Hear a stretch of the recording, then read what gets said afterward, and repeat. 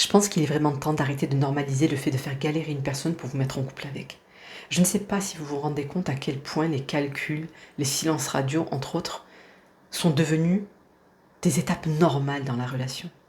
Mais imaginez si vous ne l'avez pas déjà vécu que quelqu'un vous fasse vivre cela. Imaginez que l'on vous fasse douter de votre valeur, que l'on vous pousse à l'incertitude, que l'on vous teste en permanence pour vérifier votre attachement. L'accepteriez-vous? Et pour celles et ceux qui l'ont vécu, rappelez-vous de ce que ça vous a fait. Car c'est quand même dingue d'en être arrivé à réduire la séduction à un rapport de force où l'autre doit sans cesse prouver, patienter et encaisser avant d'être digne d'un engagement. Mais je vous le dis, ces dynamiques n'ont rien de sain, car elles empêchent le lien de confiance et une communication saine et équilibrée de s'installer. Et vous commencez dès les premiers échanges à être dans la tension. Et clairement, ce n'est pas de la prudence, vous pourrez me dire ce que vous voulez.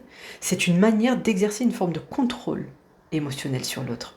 Et je ne vous parle même pas de tous ces discours des coachs TikTok populaires aujourd'hui qui pensent tout savoir sur la masculinité et la féminité.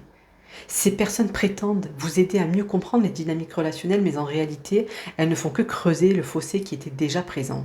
Au lieu de valoriser les qualités et les complémentarités de chacun, elles opposent les énergies et transforment la relation en rapport de force. Ces personnes ne vous apprennent plus à vous rencontrer, mais à vous méfier. Et attention, je le dis très clairement, avoir des exigences est légitime. Poser des limites, savoir ce que l'on attend d'une relation est une preuve de maturité. Mais cela n'a rien à voir avec le fait de manipuler, de tester ou de faire payer à l'autre vos propres blessures et peurs non résolues. La relation ne devrait pas être une épreuve dès le début. Elle devrait naître dans un espace clair, assumé, sans stratégie. Car elle est là la réelle manipulation. C'est attendre de l'autre qu'il soit honnête avec vous alors que vous êtes enfermé dans les calculs, alors que vous jouez les stratèges.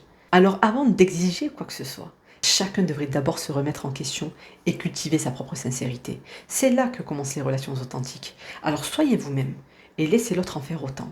Et si cela ne convient pas, partez simplement.